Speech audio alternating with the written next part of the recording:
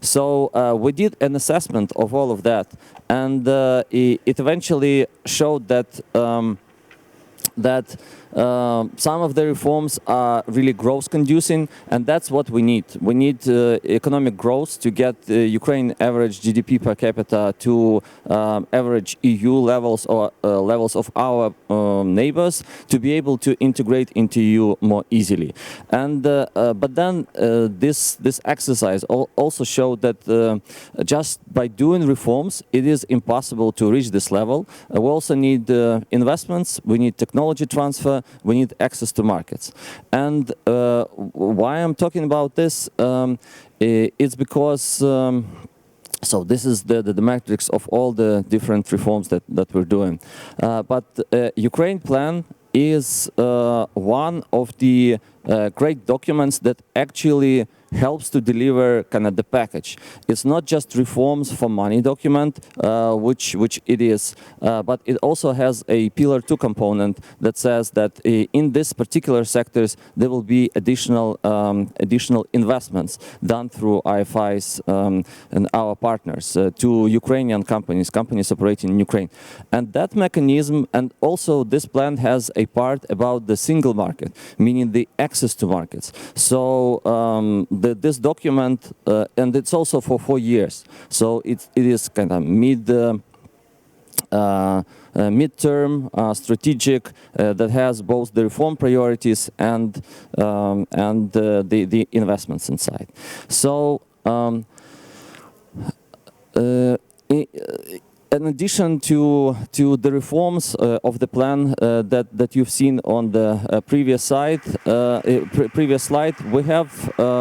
we have this component 2, which will provide 9 billion in guarantees and grants to Ukrainian economy through IFIs, and that should get us 30-40 billion of additional investment into Ukrainian economy across the next 4 years. So this is the whole idea, and I think the concept of Ukraine plan. Yeah, so this is how the pillar 2 works, and we can talk a bit about that. And these are the key sectors that we estimated by preparing the plan where these investments should come to. So these are energy, of course, IT, agriculture, critical raw materials, transport, logistics, industry, and green steel. So, and you see on the slide also additional opportunities that this pillar 2 covers additionally a quota for small and medium enterprises and quota for green transition, which is also like very important business topics. Why we can Ukraine could be useful to EU in this integration process. We think exactly in this green transition sphere as well, and SMEs are adding to economic resilience. So this is how the plan works. It has a lot of reforms in all the key sectors that we need to do. It has this investment component, and it has priority sectors that we think could move the needle on a macroeconomic scale and get Ukraine growth faster. This is the overview of the plan. Yeah, that's all for me. Thank you. Great, thanks a lot, Alexei. So I'd like to turn to the key counterpart to the government of Ukraine in putting the plan together, which is Marlene Madsen from the European Commission. Marlene is famous for traveling to Kiev repeatedly with a broken leg, which I think is a sign of her dedication and commitment. So thank you for that, Marlene. So from your perspective on the European Commission side, Marlene, can you tell us what you make of the Ukraine plan, what you think is critical about it? Oh, sorry. Thank you very much, and thank you for welcoming me on this panel. Indeed, we've been working very closely with the Ukrainian authorities over these last 10 months in helping and supporting in developing this plan. And what maybe to take a step back, because Alexei gave a very good presentation on the content on the plan and what we aim to achieve with it. But maybe just to explain a bit, the European Commission had been supporting Ukraine for a long time, but with a very different budget and a very different framework. And what we wanted to do with the Ukraine facility was to present a 4-year stable, predictable way of supporting the Ukrainian government and economy, but also not least to bring into the dimension of making it possible and having a realistic perspective for the EU enlargement as well. And the Ukraine facility and the plan should be seen in this context as well. What we wanted to achieve with asking the Ukrainian government to come up with a 4-year plan for identifying key reforms and investments was also to give a different economic perspective for the country, to help getting the economy to be strong and resilient as very fast as possible, given these very difficult circumstances that Ukraine is facing at the moment, and hopefully end of war very, very quickly, get the economy back on its feet, so that there is also the realistic perspective of opening up the accession talks and having quick process there. So it should be seen in this context. And for this, it's very important for us when we were assessing the plan to also have a positive impact economically of it. And the Commission, when it assessed the plan, of course, according to the criteria of the facility, we also found that with full implementation of the plan that Oleksiy just presented here, it could bring an increase to the Ukrainian GDP of 6.2%, which is certainly not negligible. So very, very important plan, important prospects of having this careful selection and sequencing of key reforms. The plan itself has, if you just take the reform itself, it has 69 reforms in the plan that has been selected over the different areas just mentioned by Oleksiy. And the idea behind was to really identifying those areas that could quickly help Ukraine integrate into the EU market, make the most of the access to the EU market, and also help the administration. We are aware, of course, that there are already other reforms and other commitments that was also seen in the reform matrix.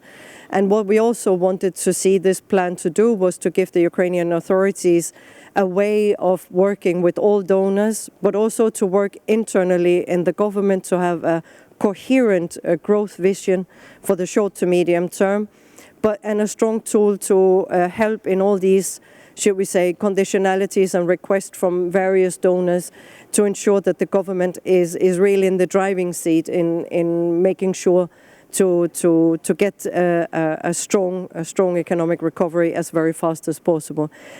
In parallel, of course, we are working very closely and also progressing on the enlargement dimension, and that one should not forget. So the reforms here in this plan will also be coordinated very closely with our enlargement reports. You would see that the recommendations from last year's enlargement report is for those that are relevant for economic growth. They're also reflected here in the plan. And also for this year's enlargement report that we are currently working on, we will also see an alignment with the plan. So from the Commission point of view, this plan is really a very successful tool, potentially for moving forward in the short and medium term, and also ensuring that further integration with the EU. We've, of course, also worked very closely with other key donors like IMF and World Bank and the G7. And the Commission here has a very key role together with the Ukrainians in the multi-donor coordination platform also in ensuring that going forward. Great. Well, thank you very much for that, Marlene. And that gives a great segue to our third speaker. I should first of all say thank you to Germany as the host of the Ukraine Recovery Conference. And then I'd like to give the floor to State Secretary Flusbart, who is indeed on the multi-donor coordination board and can give us a German perspective on the Ukraine plan and the importance that you attach to it. State Secretary.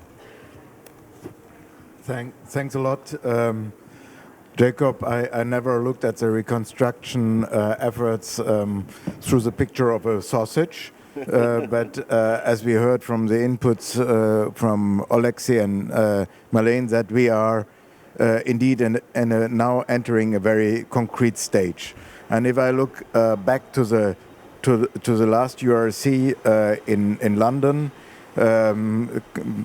President von der Leyen announced the facility, and now we are in a much better situation. Already looking back just a couple of months ago, we have the facility money, the 50 billion, and we have the unblocked US support. We have the support from other G7 and also from partners outside the G7, apart from what Marlene mentioned, the international financial institutions. So what worried us, me and others, just a couple of months ago, the lack of money. The lack of financial resources is now available. But money does not mean anything if there are more or less anything if there is no strategy behind it, how to make it instrumental for the reconstruction. And the Ukraine plan, and I, as you said, Jacob, I also need to applaud the Ukrainian government, Alexei, and the Commission for Marlene for the collaboration. I think it's a real meaningful backbone for the reconstruction now. And I don't want to quote out of my statements at the MDCP steering committee, but I can share one concern that I constantly mentioned, and that was that the Ukraine plan would be developed between the Commission and the government of Ukraine, but that we are not inclusive in a way to get all the others on board. And what would be really have been a disastrous situation if the Ukrainian government would have been confronted with completely different requirements from different donors. And the outreach that has been done, the connection with others is really brilliant. And still, we saw the reform matrix. There are 3-digit requirements, and you have to bring all this together. So still, also for the future work, I think coordination is a key word above all. By the way, inside the Ukrainian government, a lot of progress has been made. If I may say so from the outside view, it was not the same quality of coordination inside the Ukrainian government as we saw it over the last months. There is a coordination, a vertical coordination needed in Ukraine with the subnational levels, which is from our perspective, and I know that other donors and partners of Ukraine share this view, that decentralization, empowering local communities and regions is essential in many regards. And of course, coordination among the surrounding donor community is absolutely essential. So in a nutshell, we are in a position now that we can really follow a strategy. And a strategy is needed because at the end money still is limited, and to avoid that we are wasting financial resources because we are not putting them in the right sequence, not linking the expenditures for reconstruction and recovery with reforms. All this is in place now, and now we simply have to do it. Right. Well, and that's a good segue to our next two speakers. We've got to do it. We've got to activate the investment side of the Ukraine facility, which requires the international financial institutions, the EBRD and the EIB, to play their role. I'd like to introduce Matteo Patrone from Vice President of Banking at the EBRD to offer his perspective on the Ukraine plan. Thank you very much, and thanks very much for inviting me to this important panel. First of all, we are, of course, fully supportive of the plan. As the State Secretary Flashback mentioned, money is nothing without a strategy, and this plan offers that strategy and offers an holistic approach to the combination of reforms and investments, which is absolutely crucial in the recovery phase of Ukraine. And the recovery phase of Ukraine starts now. It's not going to start at the cessation of the hostilities, and this is where actually the BRD focuses on. So we are fully supportive of the effort, and we coordinate our own activities both on the investment side, but also on supporting the reform agenda of the government according to the plan. Two principles, and again I would like to echo what the State Secretary mentioned. We need to be ambitious with the reforms, but we need to be closely coordinated. The fact that we couldn't even read the slide that Alexei put on video is telling about the complexity of the task at hand, and that doesn't even include the ask of the US government. So clearly we need to continue the coordination effort. I think we are on the right path now, but that is absolutely crucial. And when it comes to the investment side of things, we need to maintain agility. It's important to have a strategy, to have a political economy when it comes to which sectors we want to invest. But within that, we need to maintain absolute agility so that we are able to respond to the change of situations on the ground. I give you the example of the BRD. We have provided 4.2 billion euros since the 24th of February of 2022 in 5 areas: energy security, vital infrastructure, food security, resilience of the private sector, and support to trade.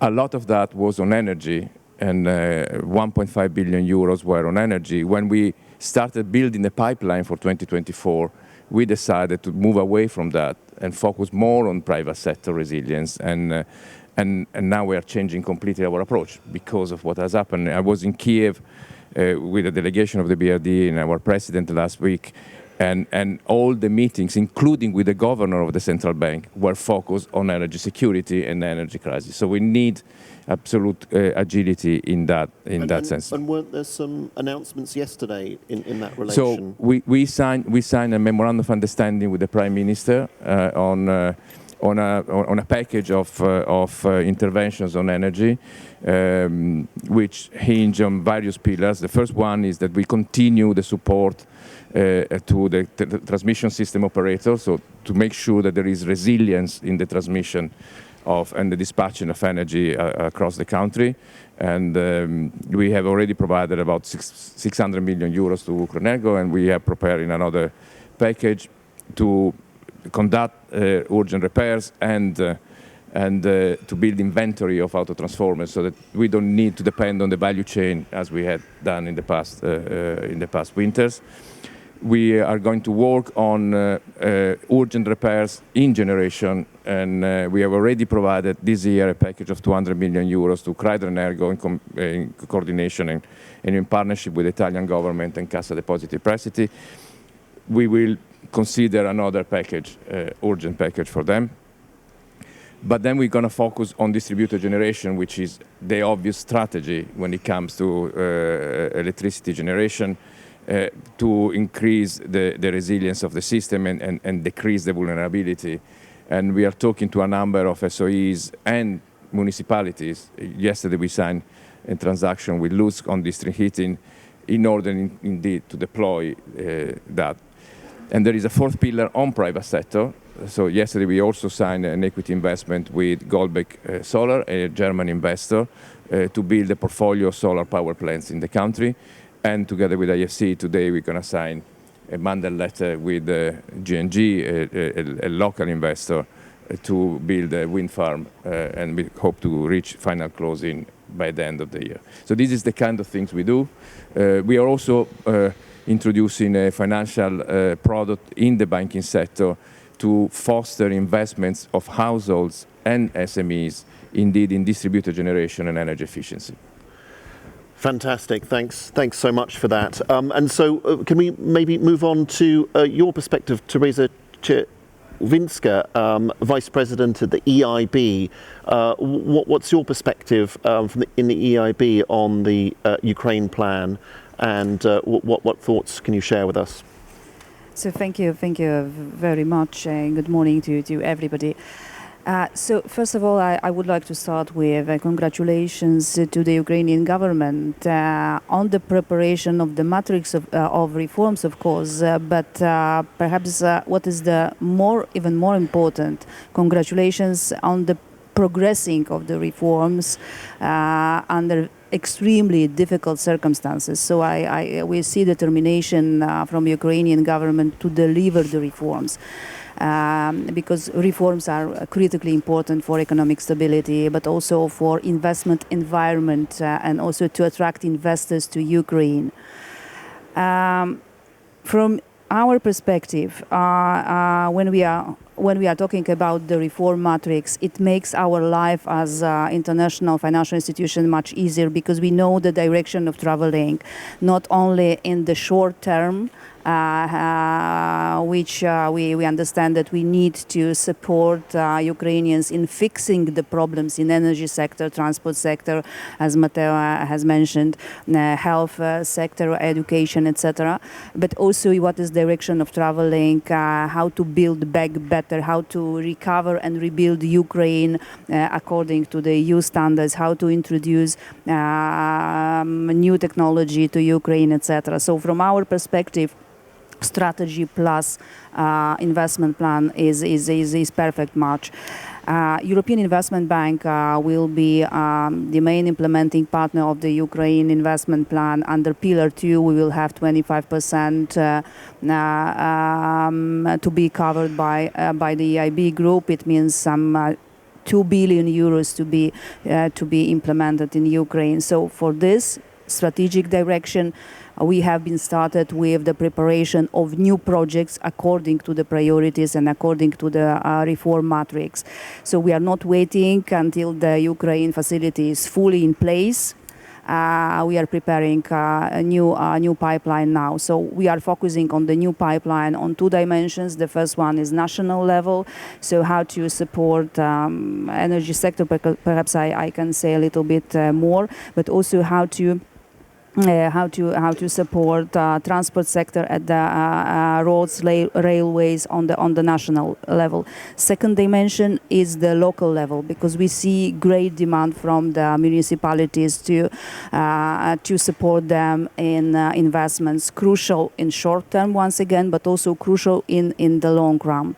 So we are preparing projects for city transportation, electric urban transport, water recovery, wastewater investments, etc. So we are working with municipalities, Kharkiv, Odessa, Lviv, to support them in the reconstruction efforts. On the implementation itself, also I would like to join my co-panelists with saying that money is important, but also very important is to coordinate our efforts. So now we are working together with the European Commission and our colleagues from EBRD, World Bank, and other IFIs to prepare, to support the preparation of single pipeline, but also to put all the pieces together to prepare the advisory platform for the single pipeline, because we strongly believe that to speed up implementation of the projects and also to generally to speed up with recovery and reconstruction, we need to coordinate strongly on financing, but also on advisory. So having one Ukraine first advisory and project pipeline, we can be more efficient, more effective, because then we can see which project is ready to go, which project needs more technical assistance, more advisory to be prepared. And I also would like to underline one more element, which is about energy sector. Yesterday, a lot has been said about energy sector and huge demand in the energy sector. Right now, we are focusing on supporting energy sector. We are working with two or three big players in Ukraine, namely Ukrenergo and Ukr-Hydroenergo. We disbursed 133 million euros to Ukr-Hydroenergo to recover and reconstruct the facilities along the Dnipro river, and also we are preparing the repurposing of the existing loan to support building shelters to protect critical infrastructure around energy sector. And yesterday also we signed memorandum of understanding with Naftogaz to support their decarbonization plan. So we are also looking into the future, green future for Ukraine, to develop decarbonization, to introduce hydrogen and also biomass. Great, fantastic, lovely to hear, and hopefully those MOUs turn into loans and action soon. Timofey, Kiev School of Economics has played a central role on the economic effort in Ukraine, on sanctions, on mapping damages, on helping to develop plans. What's your perspective on the Ukraine plan? Yeah, thank you very much. So, some people ask, what's the point of this conference? And it's a fair question. I've been in these conferences since maybe 2015-16, where it used to be just a reform conference. I remember one of the last conferences in Vilnius before the war started, before the full-scale invasion started. The war started in 2014. And it was a room smaller than this one. And that was the plenary.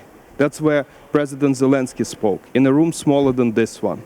Now then we remember Lugano, the first summer of the war. Kherson and Kharkiv were in danger. Kherson was occupied at the time. Things were pretty grim. And it was a couple of small rooms. And everyone was asking, what's the point? Then the summer last year, London, where a lot of people were raising eyebrows at the quality of projects and at hawkery around the process and whether recovery is relevant at all. Now, it was the time of the counteroffensive, which was actually failing. And we are here today. It's the largest ever event. We look at the very systemic efforts around this event. We see that it's not just this conference, but the entire process, the Ukraine plan, for example, is there. But it has taken a year to get, and it's a midterm, consistent, connected to reforms, financing. We look at the investment guide that the Ministry of Economy, together with the Kiev School of Economics, has created. And this is the very same pipeline that we have been complaining for years that it doesn't exist. We look at the recent energy damage report, and we understand that it's based on evidence, not on opinions, how it, let's say, was in Vilnius. And when we talk about matrix of reforms, we also are very proud to be a part of that. We see that it is really connected to the main gravity force. Well, the main gravity force, of course, is the war and defense, but the second main gravity force is the EU accession. So over these several years, the process has become much more systemic, much more evidence-based, and something which we can say is institutionalized. So, but we shouldn't stop there. And I'm gonna now, put this but, comma but, and then criticize everything. So, all right. Before I do that, I want to say thank you to Marlene for your fantastic work, your commitment to Ukraine, and the fact that the reform requirements which are coming from you, from the EU, are evidence-based and signed by the EU, as opposed to some other our partners, which just put whatever they want, and sometimes they forget to put it in PDF, let alone to sign it. Just say, implement that. So, and that's going to be the first critique. So we have 400 indicators this year. All right, 400 indicators, 200 reforms, 135 of them related to the EU accession. It's a country in war. All right, so that's a little bit, that is a little bit ambitious, I think, if not arrogant, to put it that way. But it doesn't contain anything related to, let's say, NATO summit, or Russian confiscation of Russian assets, or peace formula, or security, or energy. Well, there is a little bit about energy recovery, but for Ukraine to exist, before we get to this 400 indicators, we have to move on the war and security and labor and people and humanitarian aspects. And so we should be very, very careful and critical about putting burden on the government, not because they are bad or good people. It's not about morality, it's about the bandwidth. We need to understand that the sequencing and prioritization of reforms is critical if we want to succeed. It's not a supermarket, It's not Whole Foods or Aldi where you can order whatever you want and just pay for it. That's not how conditionality works during the war. You have to coordinate, guys, and you have to choose the sequencing right, and you have to be realistic. Now, I'm going to talk about the anti-corruption reform. Every reform has to be impactful one. What's more important, the land market reform, which I have done, or arguing over the specific, when I was a minister, or arguing over specific individual name appointments in specific anti-corruption bodies? It's the same amount of effort we put into reappoint a specific official or get through the parliament a specific reform. Sometimes getting an appointment through is more difficult than getting a structural reform through. So maybe instead of doing personal politics in Ukraine, we should focus on doing structural reforms in Ukraine. Now, we all lack sense of urgency and security and understanding that Russia is leading a war of attrition against Ukraine, but it also is taking on Europe. And it's also taking on the US. The big prize for Russia is not Ukraine. It's Europe. It's undermining Europe. NATO front countries are under attack, including sabotage operations here in Germany. Look at the level of security that we have to undertake here to protect top officials. That means that Berlin is not secure today.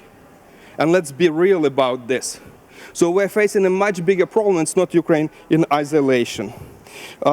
We think that the future of Ukraine is in Europe, and we think that Ukraine plan is a super instrument, and every partner of Ukraine should be like Marlene and Ukraine plan. We want to focus on Pillar 2 because it's actually bringing private investment and developing the economy rather than just supporting the status quo. So the focus, if you ask my question about sequencing, has to be on Pillar 2, because Pillar 2 achieves two things at once. It brings more focus on development of the Ukrainian economy, but it also protects democratic practices during the war through having a stronger private sector, which will be a stabilizing force post-war in Ukrainian politics. So let's not underestimate the importance of Pillar 2. So thank you very much. Great, thank you, Timofey, and that's lots of rich, strong content there, and I hope that stirs up some reaction and response in the audience. So I've been a terrible moderator. We massively ran over the allotted 25 minutes, but that's because we had such interesting comments and perspectives and so much content. That's my excuse anyway. But let's have a couple of questions up here before we go to you for further questions. One thing that is an interesting tension in the plan, I think, is that it's about providing a stable mid-term strategy, a perspective, but you're dealing with a country at war, and life comes at you fast, and Russian missiles have knocked out 9 gigs, half of Ukraine's generating capacity in the last few months. So the question is, how can this Ukraine plan adapt and adjust to changing circumstances? There's quite a lot in it about things like green hydrogen, which are quite capital intensive, require subsidies, long-term effort. Really, you can only, I think, do that once you're through the war, and we don't know when the war will end. So can I start, Marlene, with you to ask about the balance between stability and flexibility in the implementation of the Ukraine plan? Yes, no, it is a very important that there is a good level of flexibility in the plan that we have appreciated already up front in the very first discussions we had with the Ukrainian government, and not least with Alexei. To come and ask a country in war to do a 4-year plan already seemed at the very beginning as a bit of a strange way of moving forward. However, I do think there is a merit in ensuring both the financial security of the government, that is the key and primary goal of the plan. It is supporting the 38.27 billion part of the Ukraine facility is budget support. So we do need to have something underpinning that up front. So first of all, there had to be some sort of vision, a strategy, as also mentioned by several of my the colleagues up here on the panel. What we made sure together then was that there is this possibility, both from the side of the Commission but also from the side of the Ukrainian government, to, if changes occurs, or either to positive or in a less positive manner, should we say end of war, to go about it in the positive manner. We hope the war will end soon. Now that would make a very different situation for the government, also in the sense of what can be done and what would be then the most important thing to do up front. Now, if such changes occur, and we're sure they will, it's possible to amend the plan.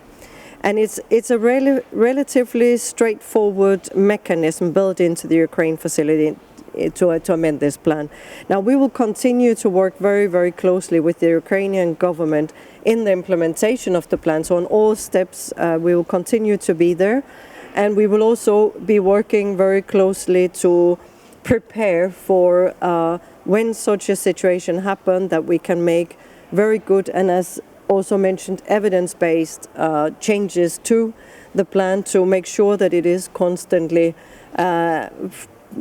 selecting the right reforms, because it's not just about having some conditionalities. What is absolutely crucial here is that the plan is decided and designed in a way that really picks the prioritization and the sequencing that's absolutely crucial here. And it's about supporting the further integration into EU and to support the enlargement prospects. So the moment there are needs, we're there, and it can be amended at any point in time. Of course, we would have to go back to member states with such amendments, but that even is a relatively straightforward process, and it's a process that would be with qualified majority with member states. So we're confident that we're ready for those changes when they are needed.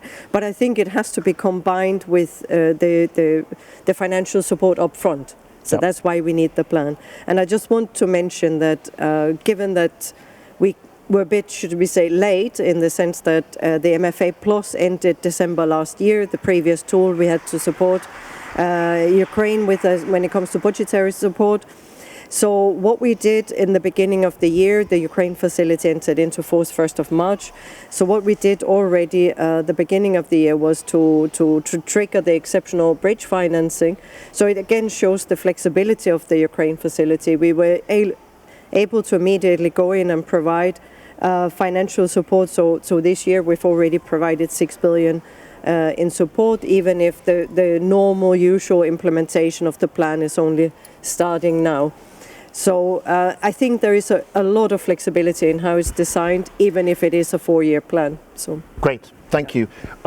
Alexei, your perspective. Yeah, I would echo what Martin is saying, is that need be, the plan would be changed. It will take time. It will probably not happen within a month because of the procedures, but still the procedures are there. And I think what's good about the plan is exactly, this is a program. I hope it kind of lasts, because it's a program unifying on the macro level what we want, meaning that kind of once we, as IMF right programs, it is continuing. Maybe like Ukraine plan should be living document, expanding then, adding up.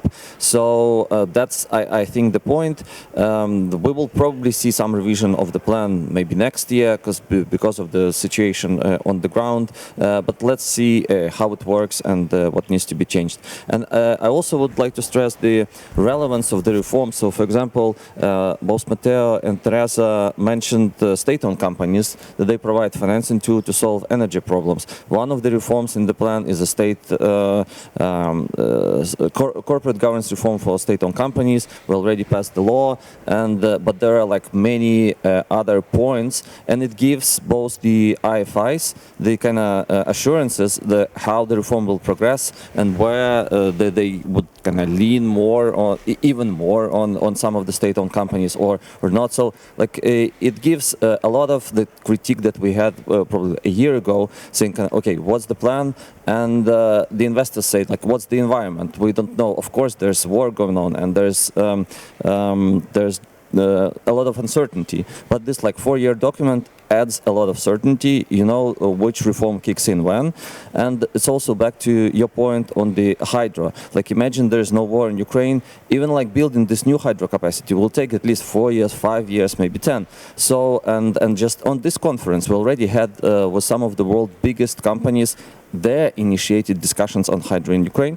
So they believe in it as well, meaning that we can still work out the plans, the feasibility studies, etc. So once the conditions allow, Ukraine can like grow even more. I was very impressed by Ukraine starting to build nuclear power stations in the middle of a war, which I think showed that long-term perspective. Can I, State Secretary Flossbart, can I bring you into the conversation as somebody who sits on the Malta donor agency board about the balance between flexibility and stability in the Ukraine plan, and perhaps as a rider to that, whether you see risks with the changing political composition in Europe with these elections coming up, which might undermine consensus over support for Ukraine? Yeah.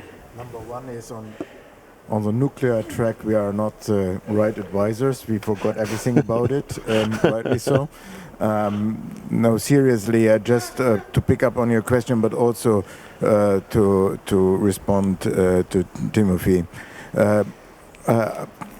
First of all, thanks a lot for all the positive messages you sent on the critics. I would say it is not at the moment that we are putting for our immediate support. We are providing since 2.5 years a lot of conditions to the Ukrainian government. On the contrary, it's based on trust. I think it's a trust that we easily can give, because all what the Ukrainian government and what the Ukrainian people indicate to us, they want to be part of the West, they want to be part of the EU. But still, although I was one of those heavily advocating that we have to do everything strategically and in the right sequencing, it's not only just about that you can say, okay, you need the energy infrastructure, you need the grid, and then the economy will follow. It's more complex than that. And that is one layer I want to mention, and a second to be added. We followed here at this URC the whole of society approach for the reconstruction.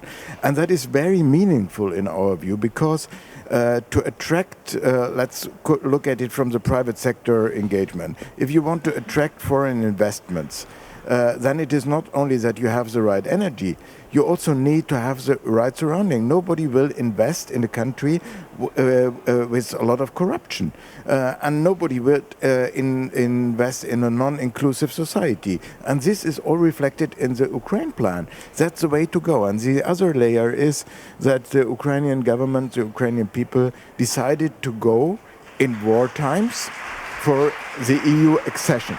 And I can very easily understand it, why they did it and why we responded positively. But this means also requirements which are complex. Yes, they are complex, and they would be undoable if we would not have the flexibility. And that is, yes, I think the Commission has the support by member states that we need to adjust the plan if needed and if rational and if understandable.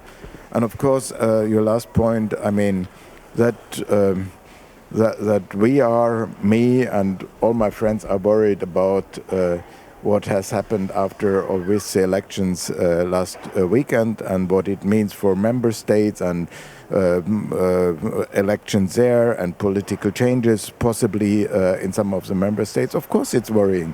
And we are, I spoke with our US friends about it, we are on the same way as others in fully split societies, and that is the bigger picture behind all what we are doing, because if we are losing the support of our national societies at home, it will be even more complex to support Ukraine or other parts of the world.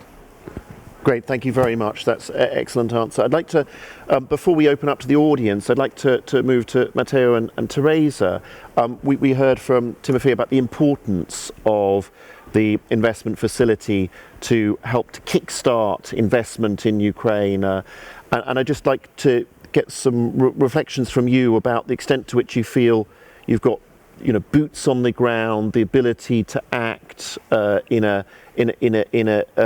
expeditious manner in order to get the funds flowing and the projects moving. Matteo, perhaps you could start. Yes, maybe if I can, before I respond to your question, one quick comment on the plan and again on the agility and flexibility of the plan. I agree with Alexei. The plan is the way we look at it at the BRD is that it's a living document. But I would like also to introduce another element, which is the human factor. We have here on stage a former Minister of Economy and a current Deputy Minister of Economy that have been absolute outstanding partners of the international community in conducting reforms in the country. So plans are important, but then implementation goes to the people who are actually running the country and their partners in the international community. And it's absolutely crucial that we maintain that relationship and that stability and predictability of relationship of leadership in the country. Going back to your question, so we have actually doubled our investment volume in the country since the beginning of the conflict.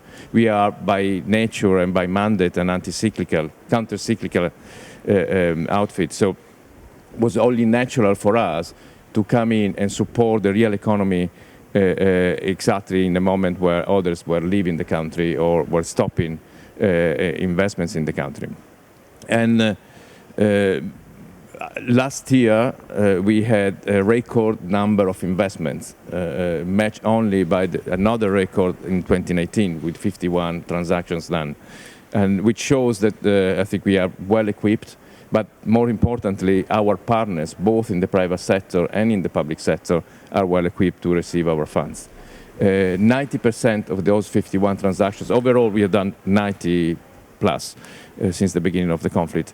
90% of that was in the private sector, which means that the economy is very resilient, very vibrant. Companies that are in Ukraine are willing either to double down or to continue operations. The vast majority of entrepreneurs in Ukraine, both local and external entrepreneurs, are staying and are keeping their activities going. And I think those are the entrepreneurs we need to focus on, both in terms of reform agenda and support, but also in terms of financial support with working capital, capex transactions, equity, and so forth. And there will be also others that with new FDIs coming in. And again, I mentioned the equity transaction that we signed yesterday with the German investor. Yesterday even we signed another agreement together with IFC with a French investor that will help de-oligarchize the telecom industry in the country. So we will foster that, we will help that, but we need to focus on those who are already there and are willing to sustain the economy, the well-being and the livelihood of Ukrainians, so keeping Ukrainians in the country, and fiscal revenues to sustain also the defense efforts. We are present. We have more than 12 people in the country. We have, on a rota basis, people going from our management team. Actually, one of the 4 members of the management team is there. He refused to come to the conference because he wanted to be in Ukraine to strike deals with the banking sector. So we feel very confident that we can continue supporting the economy here and now. Great, fantastic. Teresa? So thank you very much, John. on flexibility and capacity and ability to deliver very quickly to Ukraine. From our point of view, first of all, how flexible can be EIB in disbursement and delivering.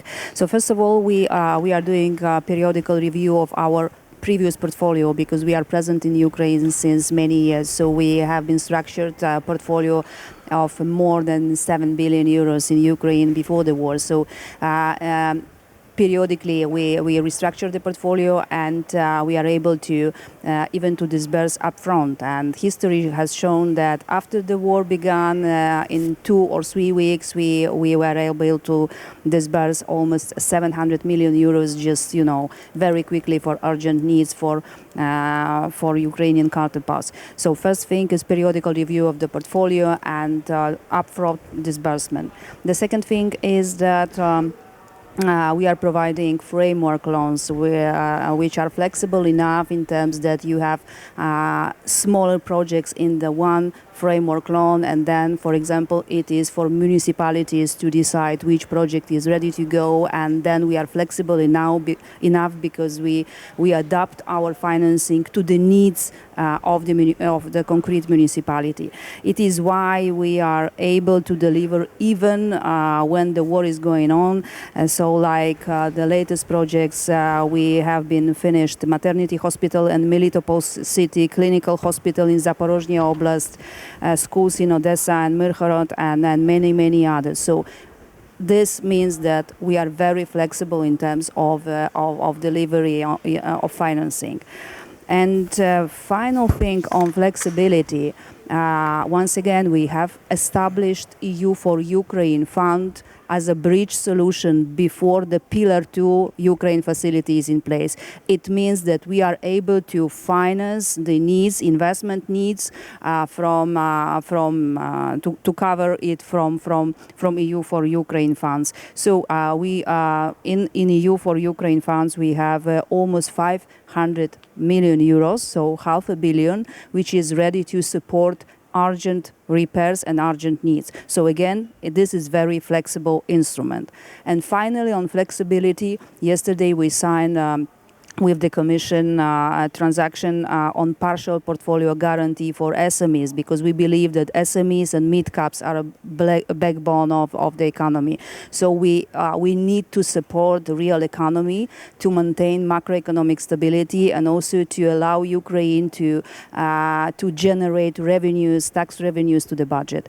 So with this agreement we signed yesterday with the Commission, we expect that we will be able to unlock some 1 billion euros for additional investments in SME sector. Excellent, thank you so much. Now, Matteo, I know you have to go now, so thank you so much for participating. And we get to the funnest bit of the panel now, which is a chance for you to ask your questions to the audience. We have some hands already going up, people handing microphones. What we'll do is we'll take several questions and then we'll have answers from the panel. So please say who you are and put your question. Okay, my name is Maria Yasinovska. I represent here European Disability Forum. And first of all, I couldn't agree with Mr. Fleshbas regarding inclusivity of Ukrainian plan. Ukrainian facility, yes, but unfortunately, lack of respect to the rights of the person with disability in Ukrainian plan. But anyway, my question is to all of you, especially to Ukrainian side. Who and how is going to monitor human rights protection in implementation of Ukrainian plan and reforms? And of course, first of all, I'm interested in rights of the person with disabilities. Thank you. Great, thanks. And we've got another question. Thank you to the speakers. This plan of reform is very important. I represent the civil society, the trade unions. You've already said that any economy should work in the interests of the people. And we would like to understand whether this midterm plan can help us overcome the crisis of livelihood that we have in Ukraine today. Well, with the scenario that the war will be over quite soon, and how this economic growth of 62% that you've mentioned can help us, because we have the lowest salary level in Europe. 15 million people already require social support and security for many other risks to motivate people to stay in Ukraine. In order to do that, you have to give them this motivation and this mid-term plan. And one more comment for the Ukrainian side. Yes, I'm the co-chairman of the three-party economic council representing the trade unions. And of course, we would like to discuss this plan, the tripartite platforms, in order to make sure that it would be implemented successfully. Thank you. Oh, could we have one at the front, the yellow top? Thanks. Thank you very much. My name is Pilvi Torsti. I'm a director of a EU agency, European Training Foundation, that works on the human capital development in the neighborhood countries, and hence has worked for a long time in and with Ukraine in this field.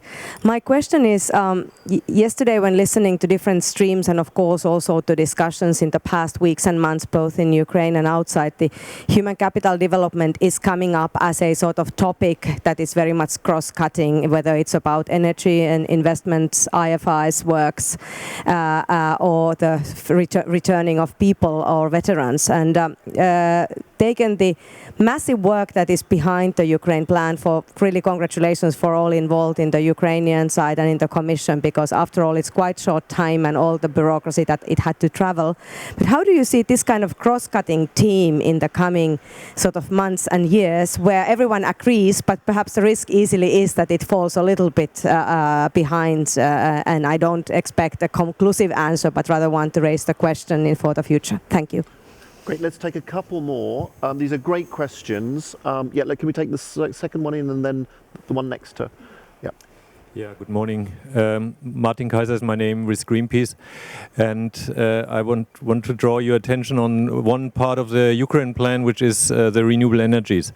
I think it's from a study we launched yesterday. I think it's clear that the potential of renewable energy, a decentralized renewable energy form, which helps also for the defense, is underestimated. I think it's only 0.7 gigawatt, and the potential for the next 3 years is much higher with 3.6.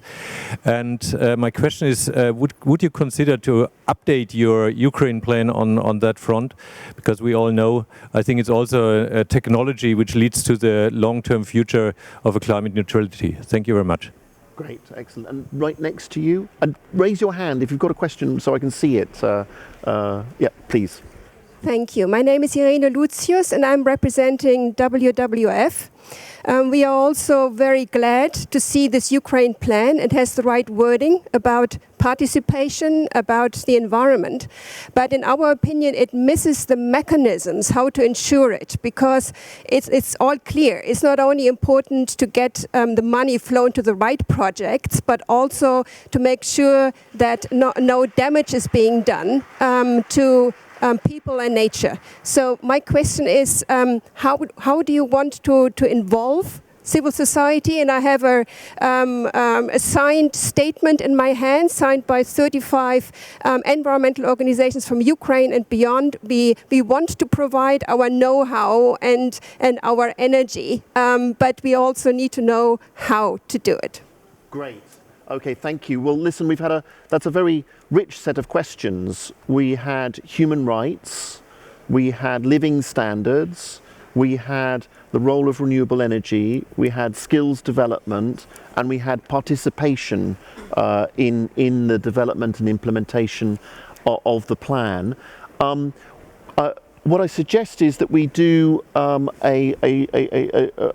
run across the panel, respond to those points, to the discussion that we've had. Perhaps I could ask Alexei, would you mind going first? Sorry, I'm putting you on the hot spot here. Yeah, that's the job. Try to be very fast. So there is a human capital chapter in Ukraine plan. If somebody hasn't seen it yet, ukrainefacility.me.gov.ua that has the plan, that has all the description, the charts, like the indicators of the reform, what's done, what's not done, what's in progress will be there. So like just visit ukrainefacility.me.gov.ua. So there is a discussion about the human capital, how we solve this problem, there are some parts of this chapter that describe that we need to have some strategies, right? So demography strategy or immigration strategy, so that it just doesn't add up, right? With the number of people in the current situation, we don't see the needed economic growth to be a secure country within the next 10 years without solving this problem. Of course, the plan cannot solve it. We need like this like long-term strategies, and they're being developed and discussed. I know there are some like concrete reform, like the institutionalization reform, and that helps. Helps people in need, and in one way that's on the human rights protection. I would also note that our army protects human rights, because like the basic right to live, I'm sure without it, like I'll be dead, for example, like if had Russia occupied Kiev, yeah. So and some people here on the panel or in the audience. So that's, I guess, our most important factor. On the general development, if that's enough. So it is not enough, but the discussion about it, like how we think about it and what the plan contributes to, and this is one of the tool, and we think we need to multiply and scale up the tool. But right now, this year, we need to show that the tool works, right? So Ukraine has commitments, there are investments, we can utilize the investments, can fulfill the commitments, so let's expand the tool. But then there are a macroeconomic chapter that describes all that and our vision on how Ukraine can grow. There are, on the to Greenpeace comment, there are a chapter on renewables that has many, I guess, the technologies in your report. So mentioned, I don't think that there are any shouldn't be any concerns towards that, because generally we didn't describe like very particular technologies, right? It said that the renewables, the solar, the wind, etc., to leave flexibility to the private sector. So we don't want to command them. And the last part on the involvement of the civil society. So we will, first of all, on the monitoring of the plan, it will be all very public, and we're working on bringing up the IT system that will allow you to understand where each of the reform is, and then we will have like regular discussions. And then once the plan is up for a change, like it is written in the regulation and in the our commitments as Ukraine in how the agreements work, that this is going to be public. So there will be consultations with civil society, with regional authorities, with the parliament. So like you will be involved 100%. So first of all, monitoring. When the change comes, you need to have like really concrete suggestions. We discuss them, and I'm sure parts of them will get into the document. Thank you. Great, thanks. And maybe the Commission perspective? Sorry.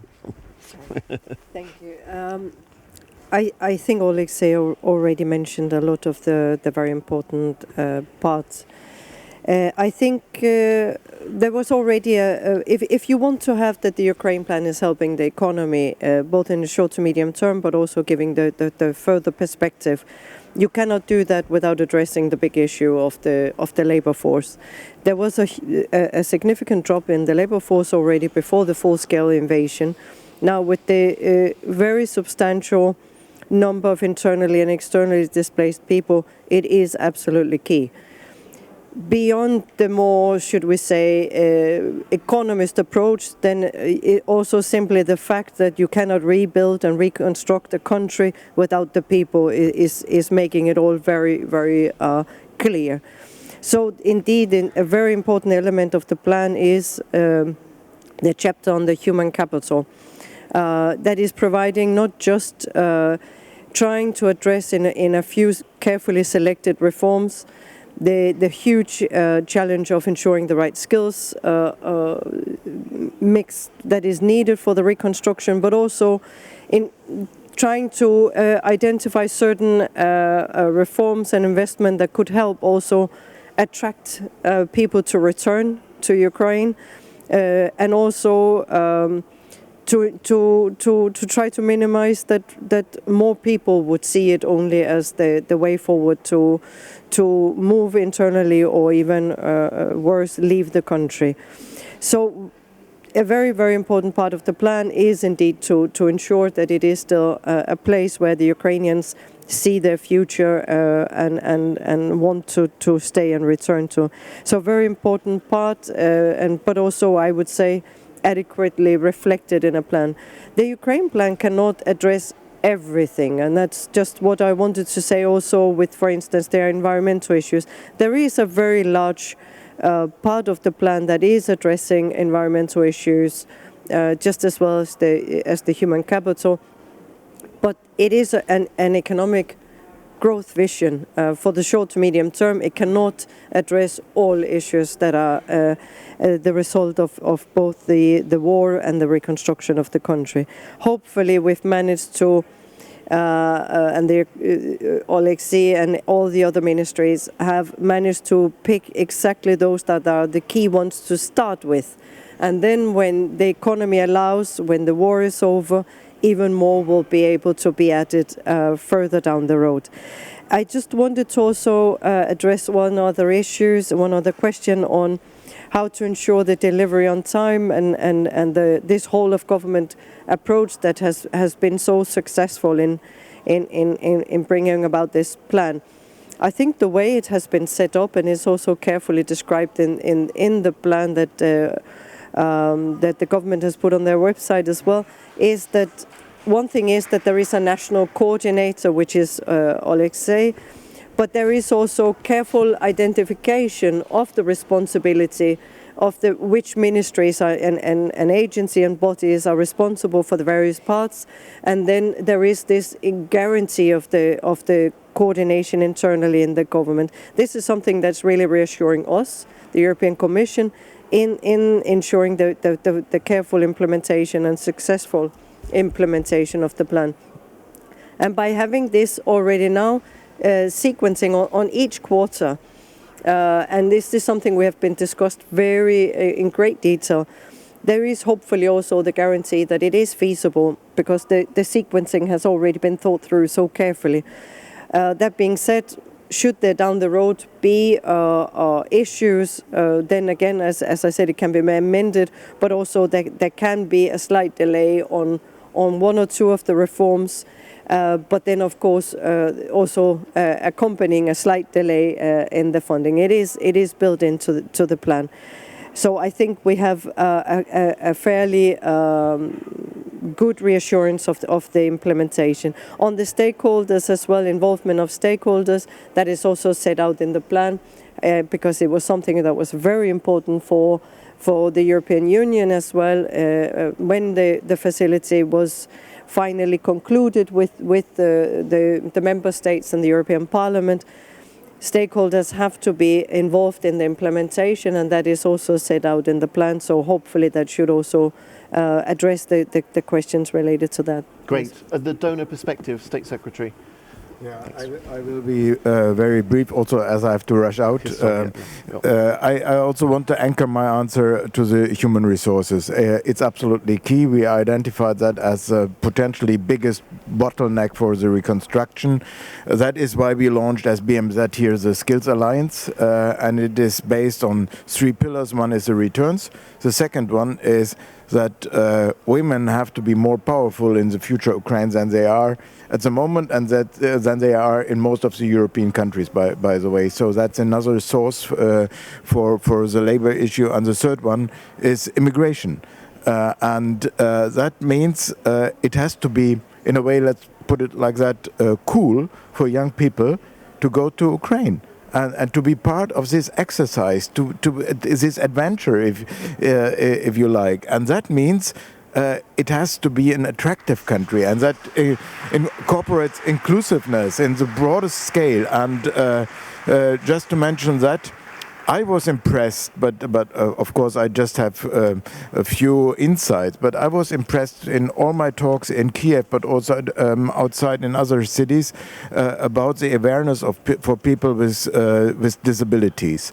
And we will have the Global Disability Summit next year here in Berlin, and we will invite Ukraine to showcase what is doable. Also with a big number of veterans this country will be facing. I think I'll leave it with that. Great, thanks. And maybe the last word, somebody who was in power and now speaks truth to power, Timofey. I wish I could speak more truth to power, but yeah. Okay, so first I want to thank Alexei Sobolev and Matteo, who left for such a fantastic friendship and work for KISI and for the government of Ukraine. And so the matrix of reform and the Ukraine facility plan is done by Alexei, by the Ministry of Economy, by the government. So I think that's very important to recognize. And also now with the government. Now, there's a question how to get involved for civil society, for different stakeholders. I have a very... your phone. Yeah, I have a very direct answer, which people might not necessarily like, but I think it's the right answer. Abandon the oral tradition of round tables with the government officials and sign declarative statements with thousands of signatures and move towards evidence-based research and policy proposals. If you have an evidence-based research policy proposals, you will be heard.